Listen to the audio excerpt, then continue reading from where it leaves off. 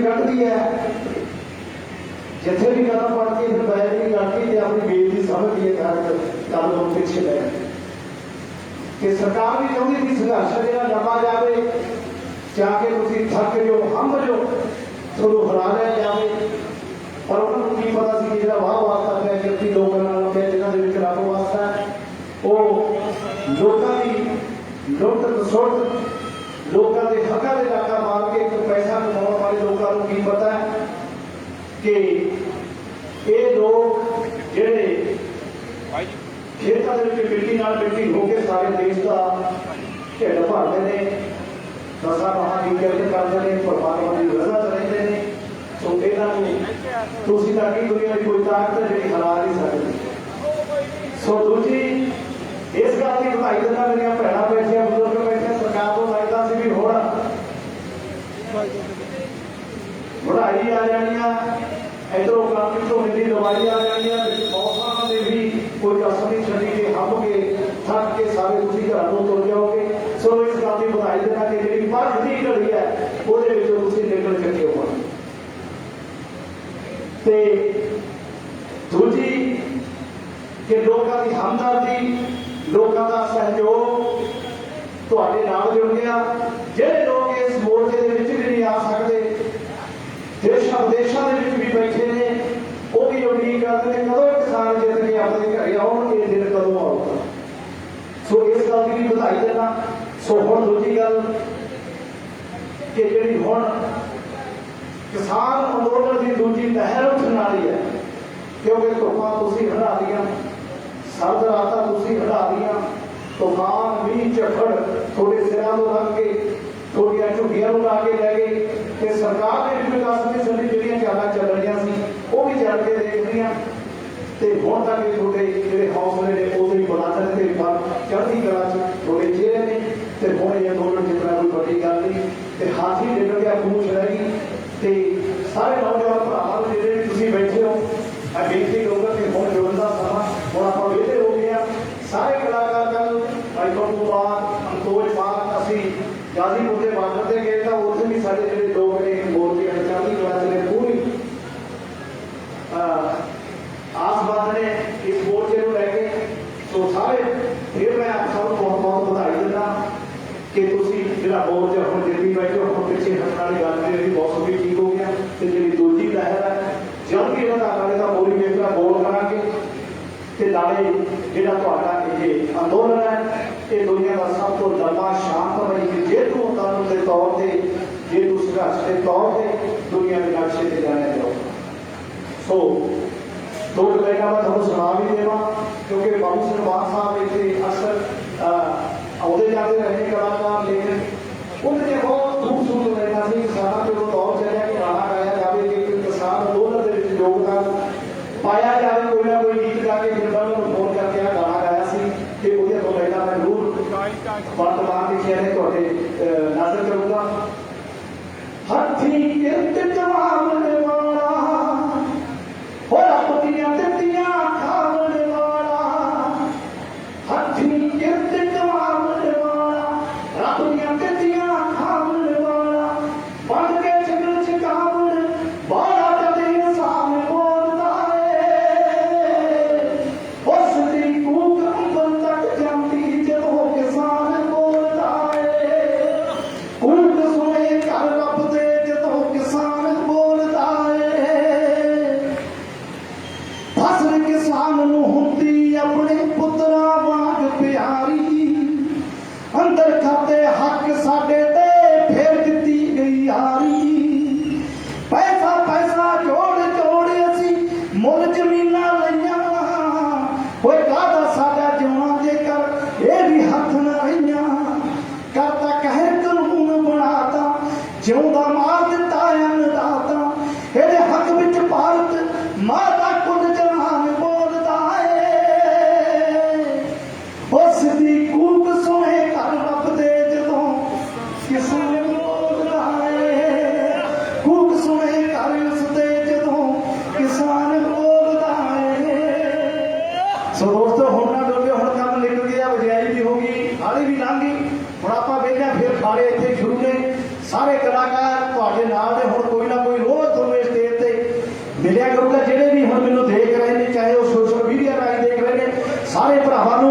कि हुण साडी जित का ऐलान होने वाला है।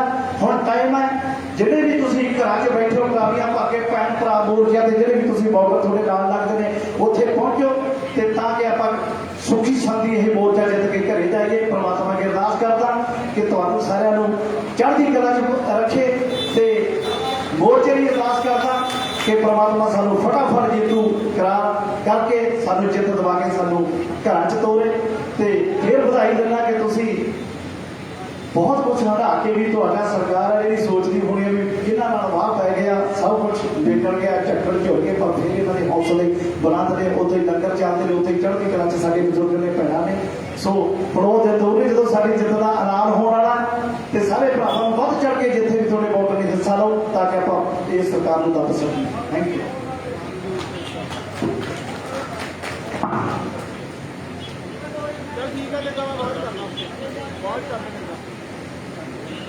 सानू आता जी हाथ च फड़ के बैक पाउण वाली कदे कदे धड़ी पहला कहना होर क्योंकि आप फिर दूजे गाने फिर मित्रा का नाम चलता भी सुनावांगे जिथे काम बन गया जिथे कहोगे उत्थे ही आवांगे ते जित का ऐलान हो जाए तो उस तो पहला मैं ये संघर्ष जो शुरू नहीं होया सी मैं अक्सर क्योंकि कलाकार जिहड़ा हुंदा बड़ा सेंसिटिव जिहा दिन हुंदा साडे असीं भी सोचदे साडे लोकां नाल की हो रहा है।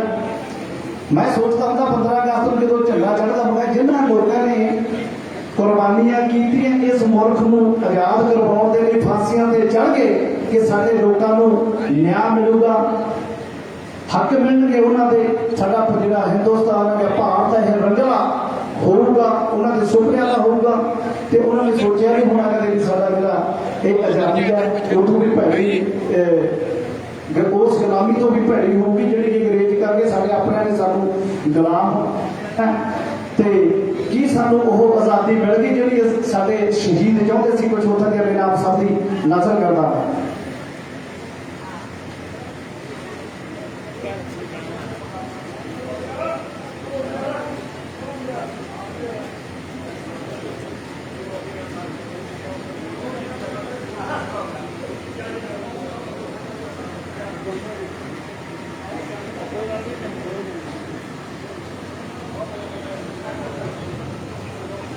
और गाना भी भूल गया 2 मिनट में जो मैं सुना इस गल का मैं क्योंकि गौ भी का रात को कुछ रह गई थोड़ी जी क्या हो जाए वो तो पहला एक गीत हो नी तू कली नहीं बिगियो बिके संसार उत्ते ओ लगदा है सारा ही जहां बिक गया नी तू कली नहीं बिगिए बिके संसार उत्ते लगदा है सारा ही जहां बिक गया मोड़ा उत्ते खड़े हुए सिपाहियां दा की दोष जदों शहर वाला खुद शहनशाह बिक गया ओए किथों इंसाफ दी कोई रखूगा उम्मीद किथों इंसाफ दी कोई रखूगा उम्मीद जदों जज मूरे खड़ा ही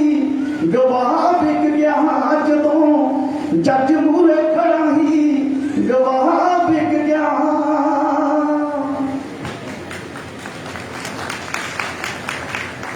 अखा छाने जिन्ना दा नाम पाया किसे मुल कौटी हो जिंदे जी जिन्ना दा नाम पाया किसे दी जदों तुर गए तां उन्हां दा ही ना बिक गया पर एक दस जिवें होए लगेगा किनारे जदों बेड़ी नूं चलाउंदा ही मला बिक गया हो जिहदे बारे कहंदे सी ना ओए बिकूगा करोड़ां वड्डे जिहदे बारे कहंदे सी ना बिकूगा करोड़ां वड्डे अज पता लगे कोटियां दे भाव विक गया धर्म दे ठेकेदार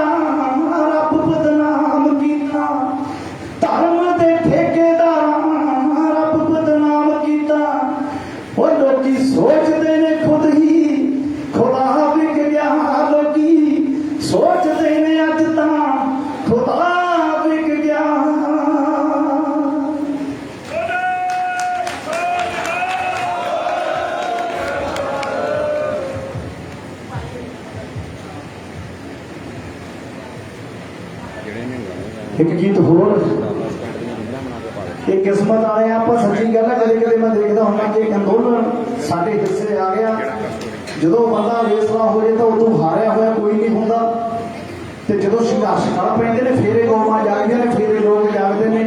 मैं उस किस्म समझूंगा जो आप बैठे हैं, कदे जरूर जवाकां नूं दस्सिया करांगे कि असीं ने भी कोई जिहड़ा संघर्ष लड़िया हक्कां की राखी लई भी लड़िया, साडे बजुर्ग लड़े ने। नहीं ये सरकारां ने जे ना किते उठदे कितने बस अपने वेले जिहड़े वो पास करी जाने से लोगों को। किसान मैं अपने सारे भरावां नाल गल करदा हूं, मैं कहा किसानी इन्नी लाहेबंद किता नहीं, कोई नहीं चाहता मेरा मुंड खेती करे। अगर चाहे बैंक च लवा दो, कितने अफसर लवा दो, ये कर दो। साडे माँ बाप वो कहते सी तुसीं की करना, खेती करके कोई काम ना करो। मुल्खां की तरह साडे ते भी उही कानून लागू करते हैं, क्योंकि बाहरले मुल्खां नाल साडी तुलना नहीं की जा सकती, क्योंकि बहुत अमीर मुल्क ने, बहुत पैसे वाले ने, वो तो घरे बैठे कोरोना च पेंशनां दे गए ने, पैसे पाई गए ने अकाउंट च। साडे वाले जिहड़े पैसे सीगे वो हड़ापड़ नूं फिरदे ने, जिहड़े होए ने साडे। सो हो देश आजाद कदों दा होया, अज किस मोड़ ते आण खलोया। देश आजाद कदों दा होया, अज किस मोड़ ते आण खलोया। तकिया हार बना दिल रोया, तकिया हार बना दिल रोया। अखियां ने तां पाकां सी, हो इस आजादी लई क्यों भगत सियाणा फांसी चढ़ना सी। इस आजादी लई क्यों भगत सियाणा फांसी चढ़ना सी। हो तबली करजे ने किरसानी, छड़ तुर चली बदले जवानी। तबली करजे ने किरसानी, छड़ तुर चली बदले जवानी। लोगों किस गम दी कुर्बानी, वो जित के कीजे हरना सी। इस आजादी लई क्यों भगत सियाणा फांसी चढ़ना सी। इस आजादी लई क्यों भगत सियाणा फांसी चढ़ना सी। भुखे बाल करन मजदूरी, भुखे बाल करन मजदूरी। रोटी डंग दे मिले ना पूरी, बेबस बाल करन मजदूरी। जिन्हां ने लिखना पढ़ना सी, और इस आजादी लई क्यों भगत सियाणा फांसी चढ़ना सी। इस आजादी लई क्यों वीरिया फांसी चढ़ना सी। सो बहुत बहुत मेहरबानी अरे भरावां बजुर्गों लोग हाथ पाठ ते जिन्ना चिर संघर्ष चलूगा, जदों तक चलिया नाल ते रहांगे।